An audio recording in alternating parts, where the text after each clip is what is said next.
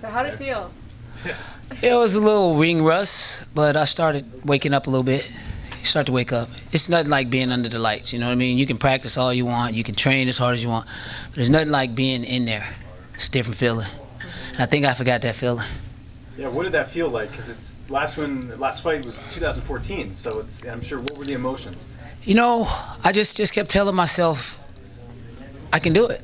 I'm in great shape. I got great teammates. I got great students that push me every day. It's mental. And the more and more I said that to myself, the more I started to see, the more chances I decided to take. You know, you never see me throw spin kicks and head kicks, but you know, I started to feel comfortable, feel like I'm at home. And how was it having AJ in your corner for this fight? With him having his fight, like, did that add anything extra to this matchup? Well, you know what? Like I said in all the other interviews, this is a win-win for me because if I lose, I get to use it as fire to make him go harder if he's not doing so well. And if I win, he's got to bring home the W too. So. And now that the fight's over and you've won, how did this fight week compare to other fight weeks you've had and all the promotions you fought for? I mean, I'm sure it was a bit different with AJ being on this card. Yeah, you know what? Bellator is amazing. They've done an amazing job. They build talent, without a doubt. Everyone knows most of the UFC stars started with Scott Croker. His attitude, just the whole organization is just amazing. I wouldn't tell anybody to go anywhere else. You know, we were offered a little money to leave Bellator, and I said, absolutely not. We're going to stay right here. This is home. Money is not always the way to go. Sometimes you got to have a little loyalty. So as far as your stand-up, I mean, you stood out there and threw those kicks that you normally didn't do earlier in your career. Well, was that game plan or was it just in the moment? You know, no. You know, I practice different than what I do, and I teach different than what I do. But when you do it so much and you have so many guys that are so talented that were high-level wrestlers such as myself, it just felt natural because I do it so much. But, you know, I don't think I'm done. That was just a bit of it. I just think with a little bit more preparation, I would love to do this again. It just felt just so real, you know what I mean? And be at this age and be this healthy naturally, no PDs, no steroids, none of that crap.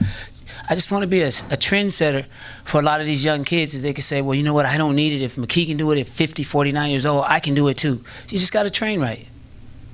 Would you want to do another fight in California, or, you know, Bellator does a lot of international cards? You looking to do some traveling? Like, man, I don't care. I just want to get in the cage and do it. You know what I mean? I got some of the best people around me. Like I said, I got, you know, Joey Davis, Jason Manley, jiu-jitsu. I mean, boxing. Just what are we worried about? Really, it's just, can the body keep up? And if you did it again, would you want it to do it again along the same card as AJ, or would you rather keep it separate? No. Because I want to get, you know, I want to move it. I want to get in there at 155 pounds. These guys are just faster, but as far as skill set and knowing where they're at, I've got a lot of edge over those guys. So you know what? I might take it. I'll tell Scott, you know, give me some of them lions you got in the cage that's hungry.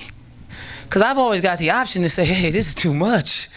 Let me out. You know what I mean? I don't have anything to prove. Like I said, this is the best time to fight when you're happy with everything. Life is good.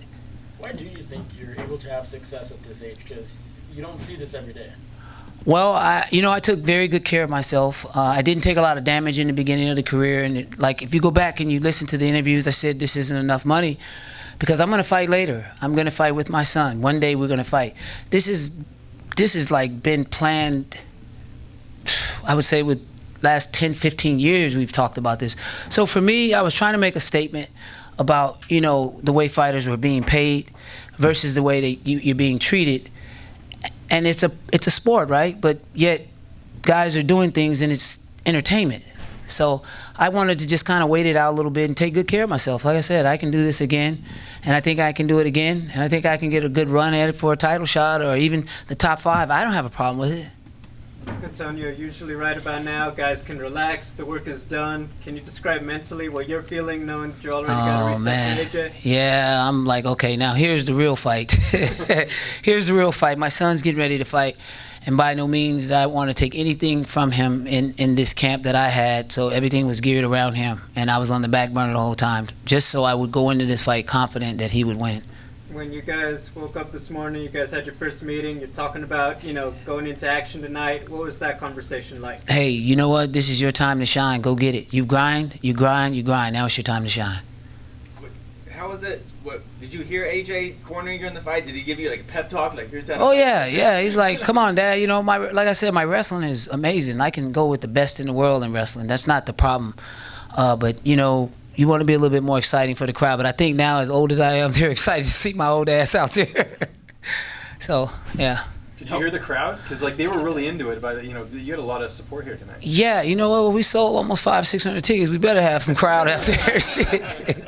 But yeah, you know, this is my hometown. You know what I mean? I was getting the crowd the other way, and now I'm doing it the right way, and this is what feels good to me. Is there any reason to take a bit of time off? Maybe not 4 or 5 years, or do you want to get back in there? Yeah, I'm ready. You know what? I want to look at AJ's career. I want to make sure that I'm not impeding on his career and Joey Davis and all the other guys that are in the gym.